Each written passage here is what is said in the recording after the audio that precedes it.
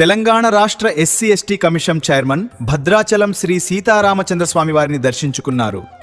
ఆలయానికి చేరుకున్న ఆయనకు దేవస్థానం అధికారులు ఘన స్వాగతం పలికారు.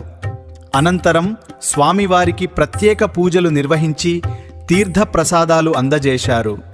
రాష్ట్ర ప్రజలందరికీ శాంతి సుభిక్షం కోరుకున్నారు. శ్రీ పరాభనామ సంవత్సర ఉగాది శుభాకాంక్షలు తెలియజేశారు.